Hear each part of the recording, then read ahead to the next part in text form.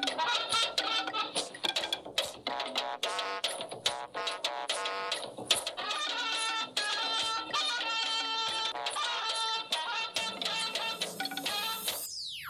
happy. Everybody, students and staff, go about your normal work. That things are now behind us by the grace of God.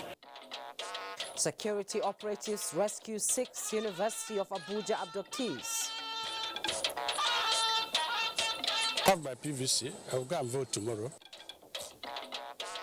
As clock ticks for Anambra governorship election, INEC, security and electorates demonstrate readiness to the historic poll. And Chief of Army Staff at Budget Defense says critical military hardware supply expected soon. Hello and thanks for joining us on NTA Network News Tonight. I am Jumma Yusuf. Adiola Kame Akere is in Lagos, and from Maiduguri, Mohammed Ibrahim will join us later. The 6 victims of the University of Abuja abduction Tuesday morning have been rescued. This followed a swift joint security operation which tracked the kidnappers. Ilyasu Onoto Yakubu brings us the details. Freedom at last. But the last 72 hours have not been uhuru for the university dons and their loved ones. Thanks to the proactive efforts of the joint security agencies who gave the daredevil kidnappers a hot chase since the wee hours of Tuesday. The victims were rescued at about 6:55 Friday morning. All the 6 abducted hostages were rescued on hot jointly by all the security agents. As you can see, they are in this particular facility where they are undergoing medical check and they will be handed over immediately to the Vice Chancellor. The Vice Chancellor, Professor Abdurrashid Na'Allah, is full of praises for the swift response by security agencies and charged institutions of learning to do due diligence and provide solutions to the lingering national insecurity. We must help to resolve the problem in Nigeria because this is fundamental, and that is our job as thinkers for the nation. We're happy. Everybody, students and staff, go about your normal work. Be happy that things are now behind us by the grace of God. CP Babaji Sunday commended the vigilante and hunters who joined the rescue team in their local terrain to bring the success story to bear. Ilyasu Onoto Yakubu, NTA News. As the countdown to the Anambra governorship election begins, the electorate in Anambra State have expressed their determination and readiness to cast their ballot for the governorship election this Saturday. Chinyere Fesi Okoye has more on this and people's expectations from INEC. Less than 24 hours to the Anambra State governorship election. How prepared are the electorates in the state to come out tomorrow and cast their ballots in favor of their choice candidates? I'm prepared already. By God's grace, I will go out and vote. I'm fully prepared to exercise my franchise. I'm even encouraging more people to come out. Already, the IPOB has revised what they said. I have my PVC. I will go and vote tomorrow. With the electorates fully prepared for the November 6th poll in Anambra State, what are the expectations from the electoral umpire, INEC, and other relevant authorities? Try and make sure it is a free and fair election. They should play level playing ground for every candidate and make sure they say what the people said. To make everything to be orderly and have this security. The eligible voters in Anambra State are appealing to those in charge of the electoral process to ensure that their votes count at the end of the day. In Oka, Chinyere Fesi Okoye, NTA News. In a few hours, electorates will go and vote for their candidates. And for more situational report, NTA's special team covering Anambra election are there live in Oka. And we'll be speaking with Nnamdi Odipo and Mayor Igudi. Let's begin with you, Mayor. Tell us, what is the situation like in regards to INEC on a hitch-free conduct? We know there are adequate security to ensure peaceful conduct. Tell us about INEC's expectation and what is on ground or in aspect of materials and staff and their safety. Thank you very much, Jumai. We are here at the INEC headquarters, but from our hotel to the INEC headquarters about 2 or 3 kilometers drive, and the nightlife in Anambra, or especially in Oka, Anambra State capital, is quite very active. Though very soon the restriction of movement and vehicular movement and individual movement will be, restricted based on the IGP's directive, and 2,525,471 eligible voters will be in 5,720 polling units across the 21 local government areas to cast their votes in favor of any of the 18 candidates that are eyeing the #1 seat in Anambra State. And before now, we have had some contact with INEC, and one thing has been very consistent, that they are very prepared. But just 11 hours to the election, we are here at the headquarters again, and we are here with one of the national commissioners, Dr. Bala Bila, to tell us the preparation so far. So, Honorable Commissioner, let's talk to you, and good having you on NTA Network News at 9. Yeah, good afternoon. How are you? Okay, so let's briefly hear from you. Yeah.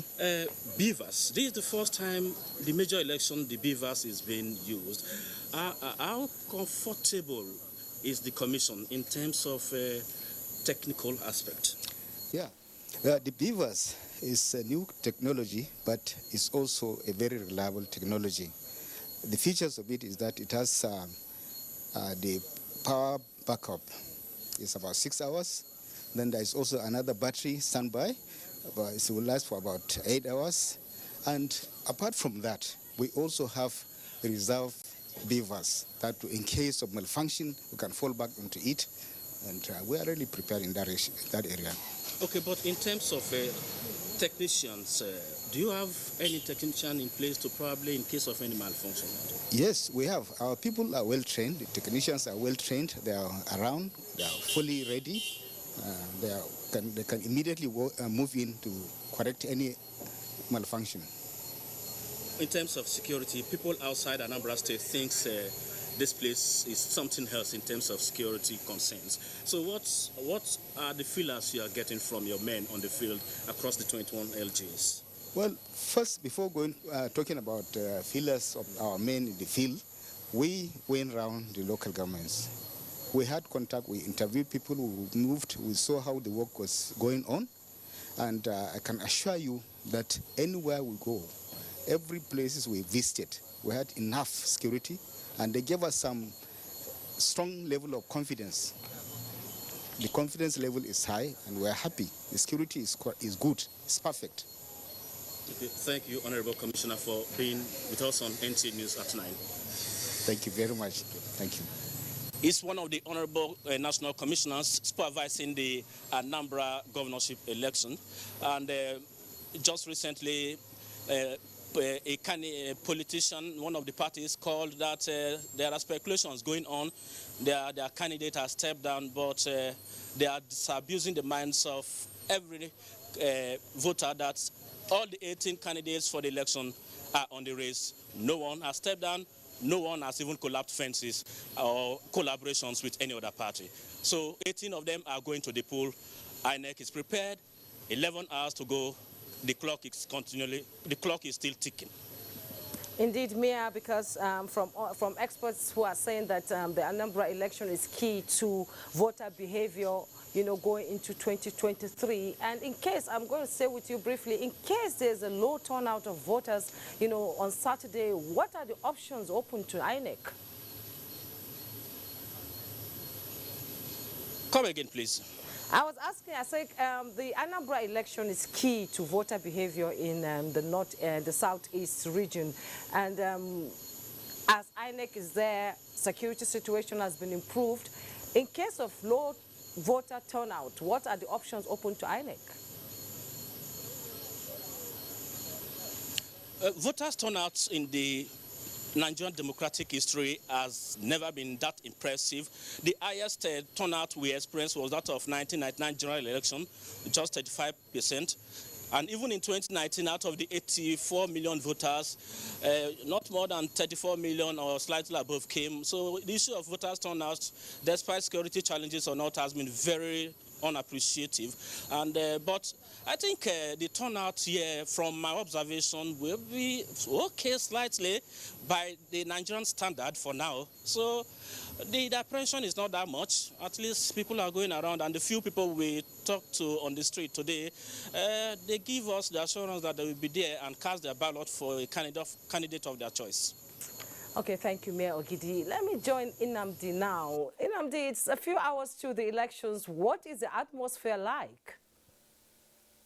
Well, just like Mayor made allusions to, it's still calm, quite calm, quiet is the word I would love to use here.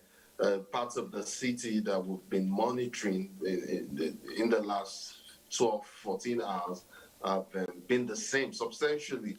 It's been peaceful. Of course, this is largely attributed to the presence, every presence, I dare say, of security agents and officers and personnel across the states for obvious reasons, of course. Indeed, Jermaine, it's elections eve, and just about every person that you have spoken to, that we have spoken to in the build-up to this election, realizes the imperatives for active participation in this election. It's a crucial election. You've said it's a litmus test for 2023. I do agree completely with you there. And now I think the ball is in the court of the people. They decide who rules them in the next 4 years. And they can only do so if and when they come out to participate actively in this election, Jermaine. Okay. Thank you so much, Nnamdi Odipo and Mayor Ogidi, for the latest update from Anambra. Thank you so much for bringing us that. Now, the Nigerian Army says no soldier of the Nigerian Army has escorted fake voters into Anambra State, contrary to a misleading information.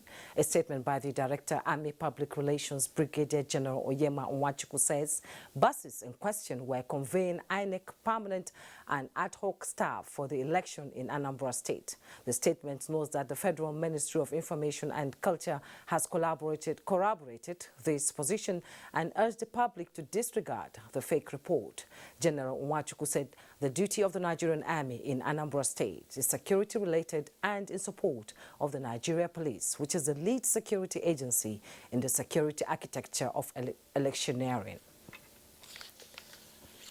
The International Press Center has established a special journalist safety monitoring alert desk for journalists and other professionals covering Anambra election. The executive director of the center, Larry Arogundade, said the special alert desk would operate from this Friday to Sunday, November 7, to cover the immediate pre-election, the election, and the immediate post-election periods. IPC also charges journalists covering the election to abide by the provisions of Media Code of Election Coverage, requiring adherence to the ethical and professional standards of factual accuracy, discipline of verification, avoidance of disinformation and misinformation, avoidance of hate speech and conflict sensitivity. Journalists and media organizations are equally reminded about the provisions of the Electoral Act 2010 and refrain from publishing results that are not approved by INEC. IPC also advises journalists and other media professionals to avail themselves of the services of the Election Security Monitoring Room. The special alert desk will monitor and document the situation and send out immediate alerts if there's problems.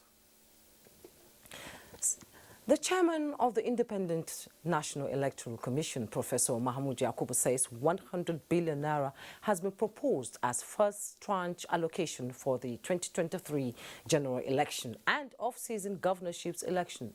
He stated this when he defended the Commission's 2022 budget of 140 billion naira before the National Assembly Joint Committee on INEC. Ignatius Unko reports. Leadership of the National Assembly Committees on INEC, having one-on-one with the chairman of the Independent National Electoral Commission, Professor Mahmoud Yakubu. At the commencement of the budget defense session, the INEC chairman gave an update on the Anambra election before presenting highlights of the 2021 budget performance and 2022 proposal. We were in Dunokofia, we visited Oka South, and we also visited Njikoka. And everywhere that we visited was calm and the enthusiasm really very high. Displaying the voter enrollment device and bimodal voter accreditation system, Professor Mahmoud Yakubu explained that out of the 100 billion naira earmarked for the 2023 general election, 61.1 billion will be spent on election technology. The 2022 budget for the Independent National Electoral Commission is a transitional budget. Transitional because the preparation for 2023 general election will get its financial backing from the 2022 budget.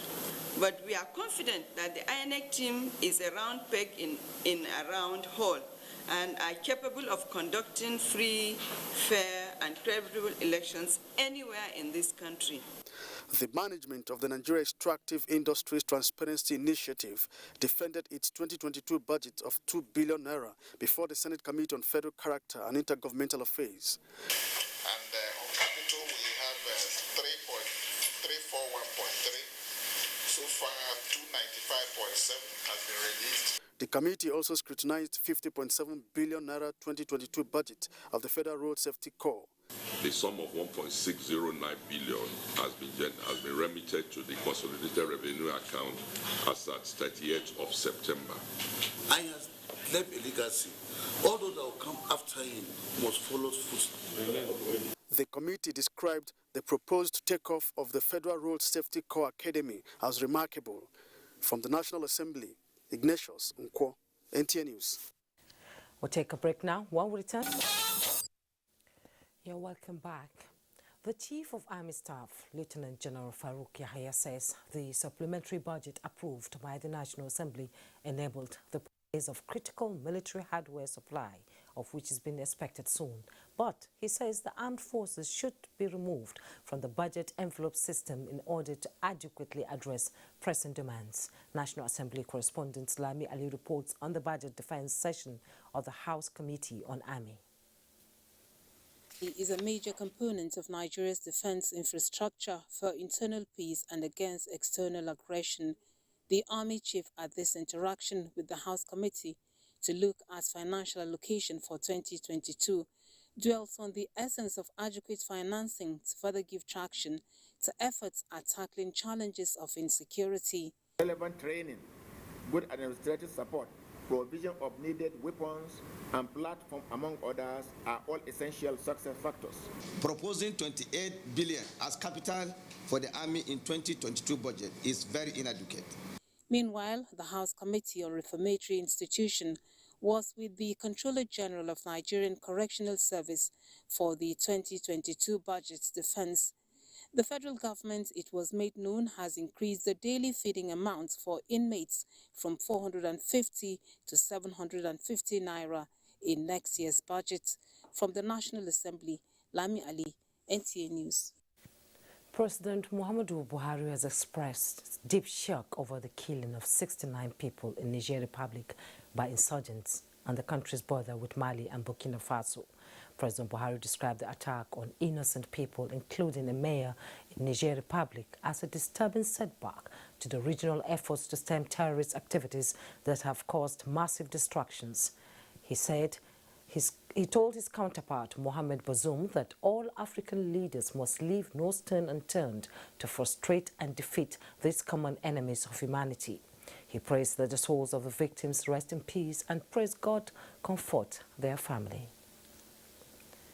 Vice President Yemi Osinbajo is greatly saddened by the events that occurred in Lagos on Monday, 1st of November 2021, where a high-rising building under construction on Gerrard Road, Ikoyi, collapsed.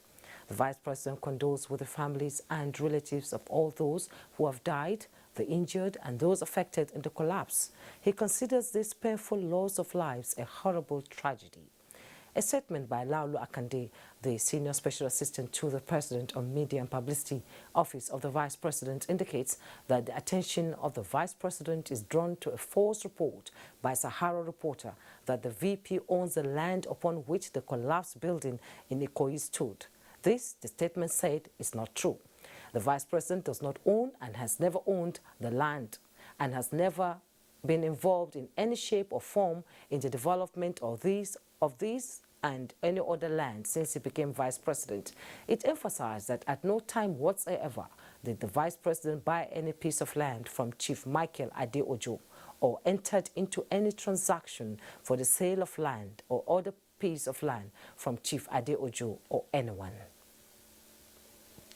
Meanwhile, the Nigerian Building and Road Research Institute has set up an investigative committee comprising of Lagos-based professionals and stakeholders in built environment with specific terms of reference to ascertain the immediate and remote causes of the collapse of the 21-story building in Ikoyi, Lagos.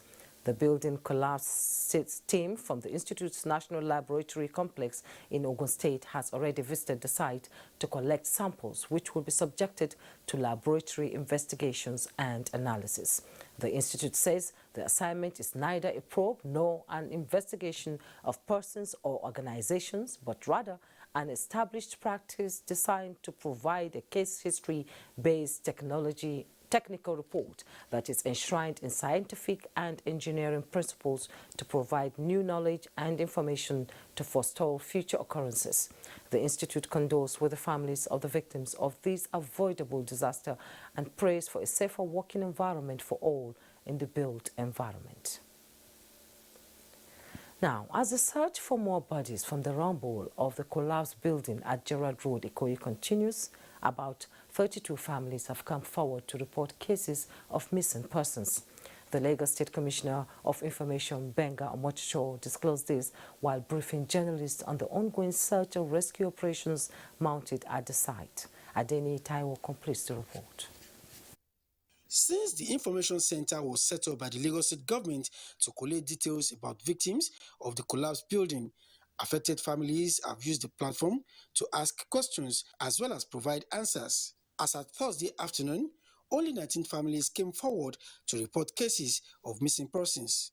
The State Commissioner for Information, Benga Omochicho, said the number has grown to 32. We have recovered 38 bodies, and as you know, we have 9 survivors. And some bodies are ready for identification. So people can go to ID Asiaba as from 4 p.m. to identify the bodies of their loved ones. For bodies that may be very difficult to identify, we are going to be conducting a DNA test for them. He said the panel, constituted to investigate causes of the building collapse, has begun sitting. Meanwhile, more bodies have been recovered at the site. As at the time of filing this report, a source in the National Emergency Management Agency, NEMA, put the total number recovered on Friday at 3. The source also hinted that the search for bodies may reach ground zero by Saturday. In Lagos, Adeni Taiwo, NTA News. As we bring you up to speed with other reports, the Economic and Financial Crimes Commission, EFCC, has exclaimed a trending photograph in the social media purported to have been taken by Obi Kubana in the premises of the commission, crowded by people described as staff of the EFCC. A statement by the head of media and publicity of the commission, Wilson Nwajeren, said the picture captioned EFCC crew poses for quick photograph with billionaire socialite and businessman Obi Kubana was not taken in AFCC facility, and the people therein are unknown to the commission. The commission warns the public not to be misled by another mischievous stunt by Kubana's publicists. The Minister of Humanitarian Affairs, Disaster Management and Social Development, Saidia Umar Farouk, has announced the commencement of the End Power and Knowledge program in the 6 geopolitical zones and the Federal Capital Territory, Abuja. In a statement by the Permanent Secretary of the Ministry, Bashir Noura Al-Ghali, the Minister says End Knowledge is a component of the End Power program aimed at equipping young Nigerians with relevant skills and certification to become competent workers, innovators and entrepreneurs prepared for both the domestic and global digital market. The training is also targeted at developing youth competence in software development and hardware maintenance, expected to make Nigeria compete in the outsourcing market for software development, and will position 20,000 young Nigerians on the global radar as exporters of world-class services and content in the creative and information technology sectors. The Pension Transitional Arrangement Directorate, PTAD, has unveiled a new confirmation platform to ease verification of pensioners in the South-South region of the country.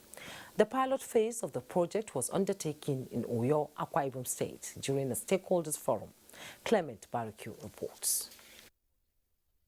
It's a very good development that I can do my verification at my comfort home. You have to travel, but this time around you can use your phone, internet phone, to do your verification. And I'm saying state governments should buy into this seamless verification exercise. I thank Peter for this idea. May God bless them all. Their excitement knew no bound, having known that no longer will they travel long distances and stand under the scorching sun for periodic verification exercise that sometimes lasts for days. I Am Alive Confirmation Platform is an online application deployed by the Pension Transitional Arrangement Directorate, PTAD, to confirm that pensioners on PTAD monthly pension payroll are alive. With an internet-enabled mobile phone or laptop, pensioners can simply go through a three-step confirmation process from the comfort of their homes.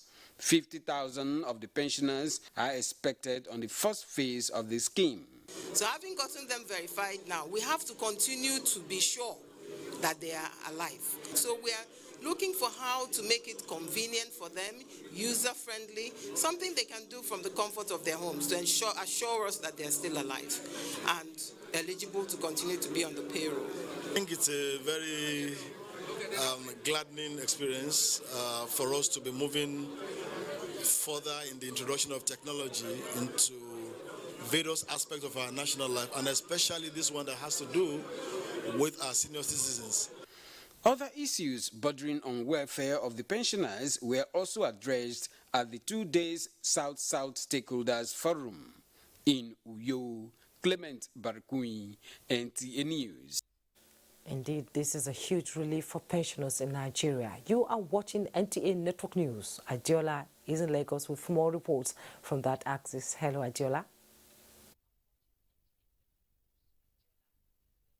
Hello, Jumai. President Muhammadu Buhari is directing the affairs of the country in accordance with the 1999 Constitution as amended to entrench democratic governance to the grassroots. Minister of Works and Housing Babatunde Fashola, at a lecture on what the president can do for me without mincing words, explained functions of the 3 tiers of government as well as roles of the citizens. Abolade Salami reports. Using the nation's grand norm to carefully explain in details roles and functions of the 3 tiers of government as contained in the exclusive, concurrent and residual list, Minister of Works and Housing explained that the federal government, in compliance with the rule of law, is operating an independent system, thereby empowering other arms of government to function without interference. In a situation where all blames and complaints on issues of education, health, affordable housing, unemployment and provision of safe drinking water are directed to the federal government, he identified relevant sections of the Constitution as channel of communication for a better understanding. In other words, we are not fully or sufficiently familiar with our Constitution and the roles that each of these offices are expected to play. It seems to me that we are expecting the right thing from the wrong place.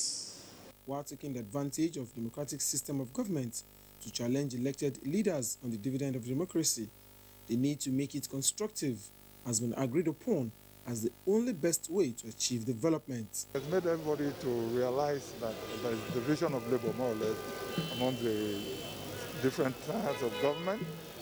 And people, I'm sure, will go home today with that information and to know who to blame and who to approach and how to go about it.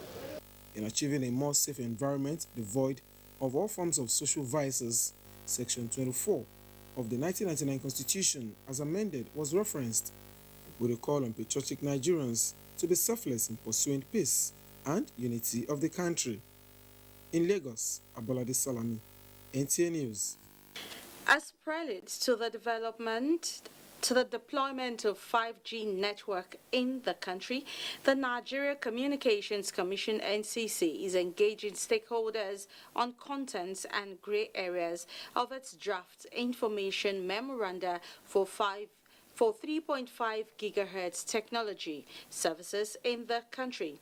Minister of Communications and Digital Economy, Professor Isa Ali Pantami, in his message to the forum, explained that 5G deployment is key in actualizing the federal government's national digital economy policy and strategy. Michael Olaleye reports. The transition from 4G to 5G is not basically about internet speed and connectivity, but penetration and increase in mobile usage, as seen from records that the chunk of the broadband penetration of 40% as of September 2021 evolved from upgrades to 4G, and 5G offers more prospects. This forum is following up on a memorandum for the auction of 3.5 gigahertz, which will be utilized for early deployment of 5G technology services in the country, after a committee vested with such responsibility has drawn a draft. It will enable novel use cases and applications that will positively impact on different sectors of the economy and improve our efforts towards achieving the digital economy objectives of the federal government. For transparency and accountability in the sale of this common national heritage, the federal government thought it wise to involve relevant stakeholders in the process so that the general public is carried along. There are 2 slots for auction in the first phase, with a reserve price of 75 billion naira and an initial bid deposit equal to 10% of the reserve price. Stakeholders here raised concern on various issues, ranging from the reserve price and the licensing time, which is put at 10 years. One of the things we said was to draw attention to the fact that rather than increase the price, we might consider increasing the tenure instead. Going the 5G way is not just about global necessity, but a vital tool for entrenching the national broadband plan for economic growth. In Lagos, Michael Olaleye, NTA News. We'll take a break here. The news will continue thereafter. Please stay with us. Thanks for joining us. Sustainable solutions to critical national issues will translate to enhanced social integration and cohesion, peace and security. This can only be achieved through an open discussion by all stakeholders in the Nigerian project. This was the focus of the Nigerian Institute of Public Relations South-South Citizen Summit in Port Harcourt, Rivers State. Robinson Deretade has the details. Drawing from the theme, Reopen Conversation, Rebuild Trust, different speakers recognized the need for Nigeria to address issues of injustice, poverty, and corruption to give way for unity. Citizens-based security model, driven by technology and strong system, with less involvement of the military in civil crisis. Recent developments within the Nigerian security space have accentuated the need for proper demarcation of roles. The biggest endowment that God has blessed Nigerian people with is our diversity. The traditional institution is capable of complementing government's effort in addressing security matters, but is limited by undue political interferences. Allowing the traditional institution to function without political interference. If you do that, Nigeria will be a very great country. The Nigerian Institute of Public Relations, established in 1963 and chartered in 1990 as a foremost body of journalists and public speakers, is at the forefront of discussing emerging national issues in the country. In Port Harcourt, Robinson Deratede, NTA News. It's time to join Mohammed in our Maiduguri Network Center for more reports. Hello, Mohammed.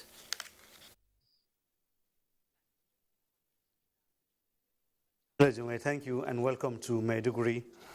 Borno State Governor Professor Babagana Umar Zulum says there is no going back on November 27 deadline for repatriation of Abadan refugees in Niger Republic, as the state government is working assiduously towards commencing the exercise as scheduled. The governor stated this at the end of his second visit to Malam Fatori, the headquarters of Abadan local government, in less than a week. Mohammed Goni reports. Malam Fatori, headquarters of Abadam local government, was once a commercial center with most of the people engaged in fishing and cross-border trade with communities on the neighboring sides of the Niger Republic before they were dislodged by the Boko Haram insurgents. With the recapture of the town by the Nigeria's military, Borno State Governor Professor Babagana Umar Zulum remains committed to ensuring the return of the people of the area to their ancestral home. To achieve this objective, Governor Zulum constituted a high-powered committee for the resettlement of the people of Malam Fatori, and he also undertook a two-day working visit to assess infrastructure ahead of the November ending deadline for return of the people.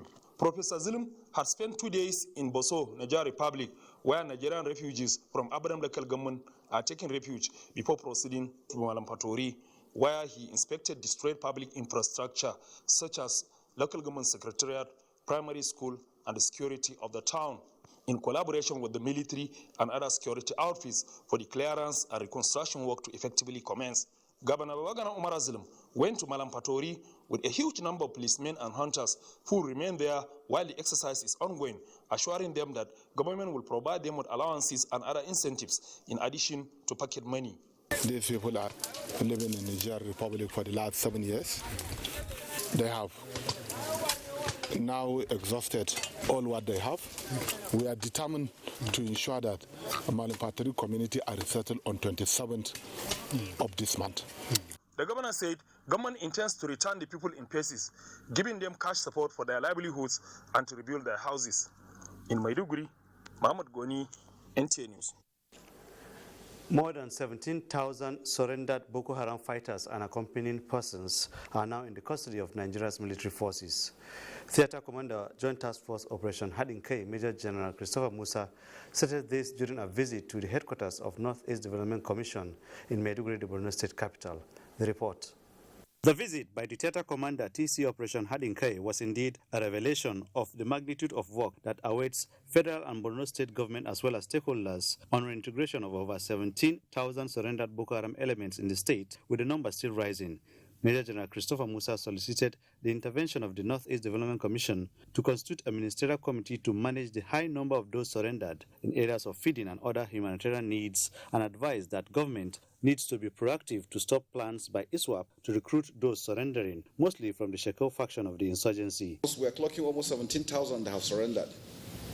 Both the combatants, non-combatants, family members, and those conscripted. Managing Director and CEO, NEDC, Dr. Mohamed Goni Alkali, acknowledged that the number of those surrendered is itself a humanitarian situation, assuring to provide feeding and health care after profiling, some of whom are not combatants but forced workers. Once we get the data and report, we can quickly act on to provide whatever we can do to at least calm down the situation before final decision is taken. I'm sure the federal government at the high level is working to see what needs to be done at the end of the day. As part of capacity of security agencies, the NEDC donated 230 bulletproof jackets and same number of helmets to the Nigerian Security and Civil Defense Corps Agro Ranger Squad as protective gear for personnel protecting farmers against attacks. That's all from Maiduguri, and time for another break. Network News continues afterwards in Abuja. Welcome back. The federal government says a new revenue allocation formula is long overdue and has asked the Revenue Mobilization, Allocation and Fiscal Commission to expedite action on reviewing the existing revenue sharing formula. Secretary to the Government of the Federation, Boss Mustafa, stated this at a meeting on the proposed new revenue allocation formula, where he was represented by Permanent Secretary, Ecological Projects Office, Habib Alawal. Mitare Ekben reports. The 1999 Constitution, as amended, empowers the Revenue Mobilization, Allocation and Fiscal Commission to periodically review the revenue allocation formula to ensure conformity with changing realities. A new revenue sharing formula is imperative as the last general review was carried out over 29 years ago, which was in 1992. The political structure of the country has since changed with the creation of 6 additional states in 1996, which brought the number of states to 36. Correspondingly, the number of local governments also increased from 589 to 774. We are still expecting the inputs of the federal government with respect to this review. Currently, 52.68% from the federation account goes to the federal government, including special funds. State governments take 26.72%, while local governments share 20.60%. Although previous attempts at reviewing the revenue sharing formula were inconclusive, the directive is that the current review process should not go the way of others. Any revenue allocation formula should be based on the constitutionally allocated functions. So the funds should be put where the responsibilities are. The Revenue Mobilization Allocation and Fiscal Commission has the responsibility of ensuring that the distribution of the Consolidated Revenue Fund is equitable after due consultations with all states and local governments, and it is hoped that the current exercise will be successful. In Abuja, Mitaire Ikben, NTA News. Joining us from Dakar, Senegal is Abdurrahman Usman Jibrila with an update on the ECOWAS Traditional Wrestling Tournament. Hello, we are here live at the Wrestling Arena in Dakar, where the 9th edition of the ECOWAS Wrestling Tournament is going on. And with me is the Director, Youth and Sports Development Center, Mr. Francis Chooks. Sir, you are welcome. Thank you very much. We would like to know so far how far with the tournament. Yes, as you know, yesterday we did the team events. At the end of the day, we were able to identify the 4 finalists. So today we've started the individual weight categories, 6 weight categories, 66 kilograms, 76, 86, 100 and 120. So at the end of today, we'll also be able to identify the 4 finalists for each of the 5 weight categories. Tomorrow we will now be having the finals for both the team events and the individual weight categories. That will be the rounding up of the program tomorrow. Of course, the prize giving ceremony and the medal ceremony. Thank you very much, sir. We'll keep you posted back to the studio. Wrestling is one sport I love, actually. And let's join Ayodeji Makinde on our sport